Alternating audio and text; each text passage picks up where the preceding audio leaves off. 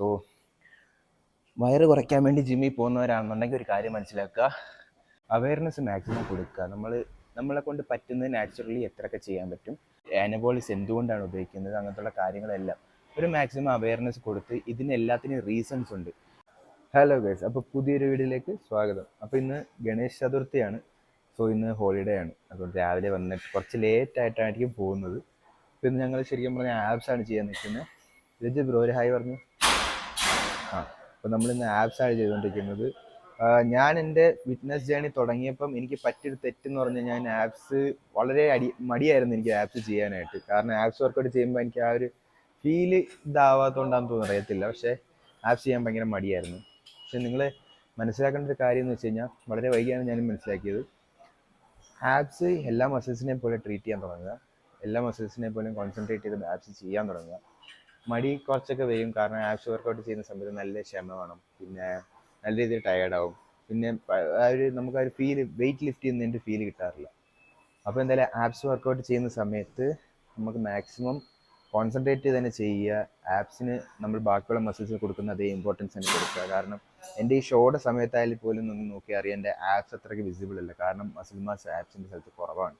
So ആ ഒരു തെറ്റ് തിരുത്താനും കൂടി വേണ്ടിയാണ് ഞാൻ ഇനി അങ്ങോട്ടുള്ള സമയത്ത് ആപ്സിന് കോൺസെൻട്രേഷൻ ചെയ്യാൻ പോകുന്നത്. സോ ഇന്നൊരു ആപ്സ് വർക്കൗട്ട് ഡേ ആണ്. ബാക്കിയുള്ള ബോഡി പാർട്സ് ഒക്കെ നല്ല രീതിയിൽ പെയിൻ ഉണ്ട്. നമുക്ക് എന്തായാലും നോക്കാം ആപ്സിന് മാക്സിമം ഇങ്ങനെ കോൺസെൻട്രേറ്റ്.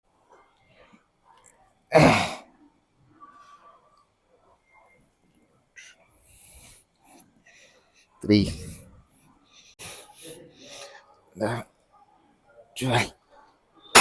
അപ്പോൾ ഇത് നമ്മുടെ സെക്കൻഡ് എക്സസൈസ്. ഇത് ചെയ്യുന്നതിന് 2 രീതിയുണ്ട്. ഒന്ന് നമുക്ക് മുകളിൽ നിന്ന് താഴോട്ട് ചെയ്യാം, അതേപോലെ താഴെ നിന്ന് മുകളിലോട്ടും ചെയ്യാം. 2 വേരിയേഷൻസ് ആണ്, രണ്ടും ചെയ്യണം, കാരണം രണ്ടും 2 രീതിയിലാണ് എഫക്റ്റ് ആവുന്നത്. സോ ആദ്യമേ ഞാൻ മുകളിൽ നിന്നാണ് ചെയ്യാൻ പോകുന്നത്. നമ്മളൊരു ആക്സ് കൊണ്ട് ഒരു വുഡ് കട്ട് ചെയ്യത്തില്ലേ, സെയിം ആക്ഷൻ.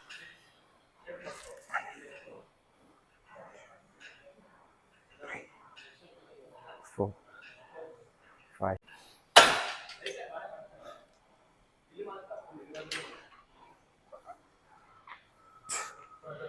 3, 10.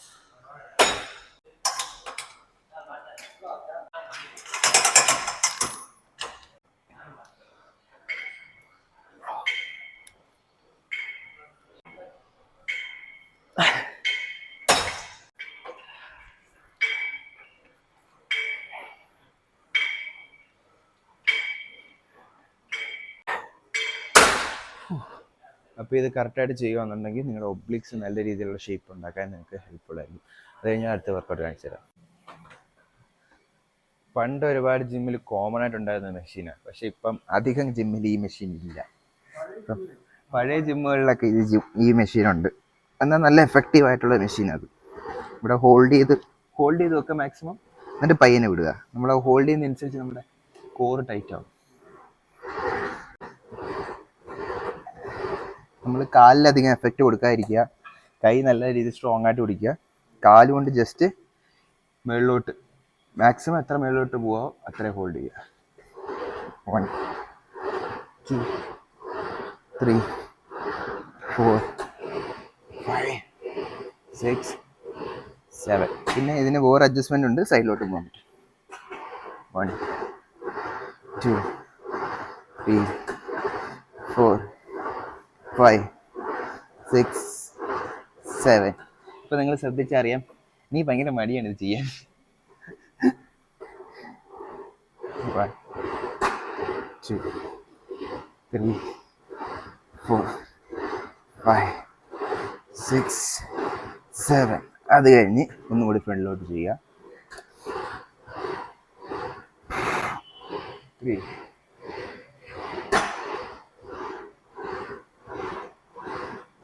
7. അങ്ങനെ ഒരു 3-4 സെറ്റ് പെർഫെക്റ്റായിട്ട് ചെയ്താൽ ആപ്സൊക്കെ അടിപൊളിയായിട്ട് വരും. ഇല്ലാത്തവരൊക്കെ ജസ്റ്റ് ഞാൻ ഒന്ന് കാണിച്ചു തരാം. ഇതാണ് ജിമ്മിൻ്റെ റിസപ്ഷൻ ഏരിയ. അവിടെ ഇപ്പം ഗണേശ ചതുർത്ഥിയുടെ പൂജ നടക്കാൻ പോവാണ്. Bro say hi. അവിടെ പൂജ നടക്കാൻ പോവാണ്. സോ ഇതാണ് കാർഡിയോ സെഷൻ. കാർഡിയോ സ്റ്റേഷൻ കണ്ടില്ലേ, ഫുള്ള് സെറ്റപ്പാണ്. എല്ലാം അടിപൊളി മെഷീൻസാണ്. എല്ലാം ഉണ്ട്. സ്റ്റേഴ്സ് എല്ലാം ഇവിടെ വെച്ചിട്ടുണ്ട്. ഇതെല്ലാം ഫുൾ കാർഡിയോ സ്റ്റേഷൻ. ഓക്കെ, ഇവിടെ വന്നു കഴിഞ്ഞാൽ നമുക്ക് ആപ്സിൻ്റെയും ഹൈപ്പർ എക്സ്റ്റൻഷൻ, പിന്നെ പുള്ളപ്പ് മെഷീൻ, ആപ്സ് കോസ്റ്റർ, അങ്ങനത്തുള്ള സാധനങ്ങളൊക്കെ. ഇത് ചെസ്റ്റ് പ്രസ് മെഷീൻ. പിന്നെ ബാക്കിലുള്ളത് സ്മിത്ത് മെഷീനാണ്.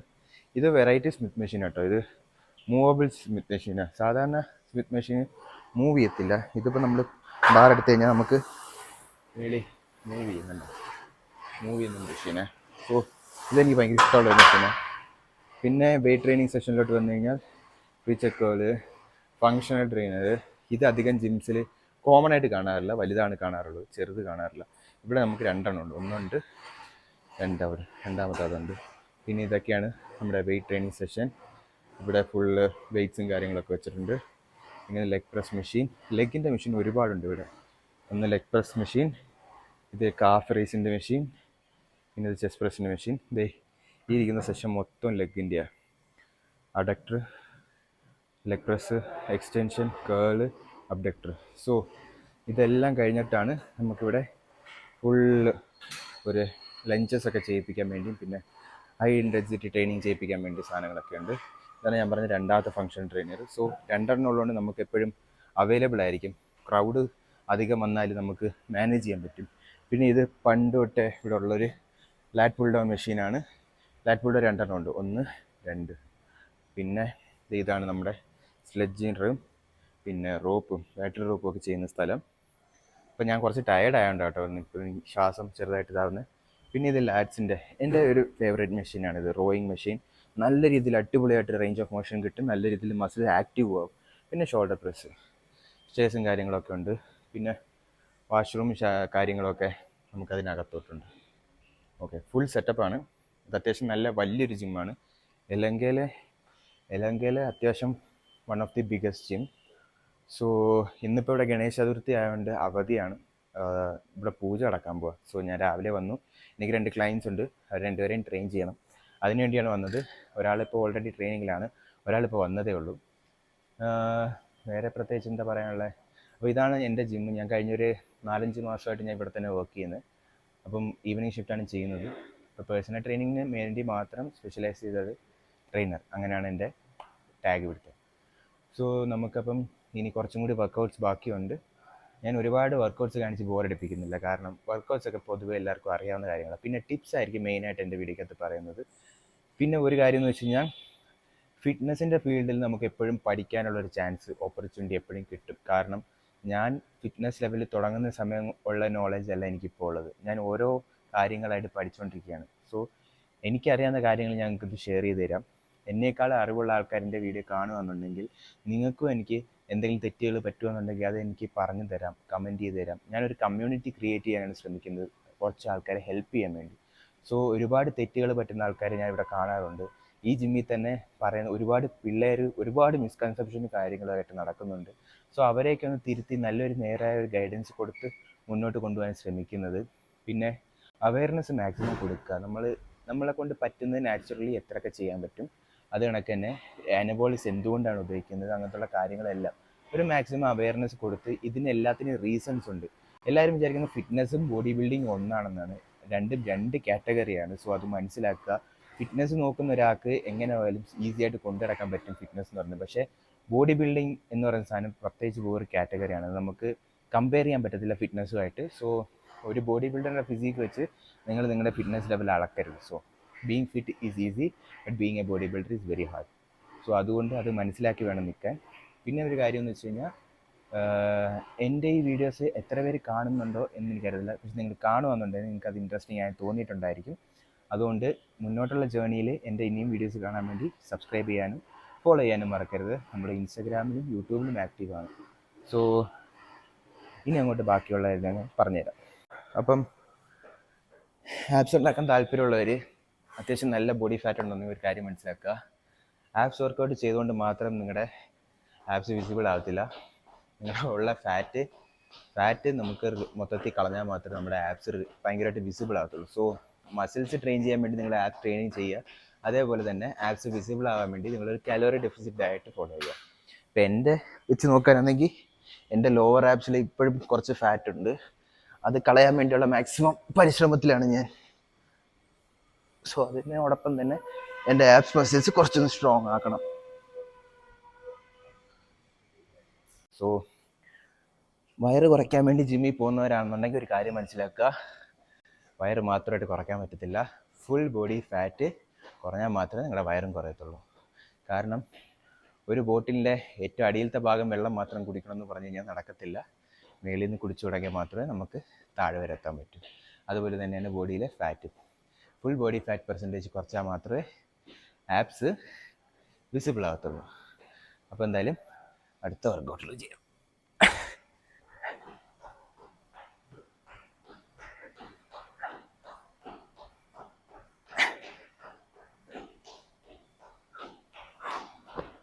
ഓക്കെ, അപ്പം സംഭവം ഇത്രയേ ഉള്ളൂ.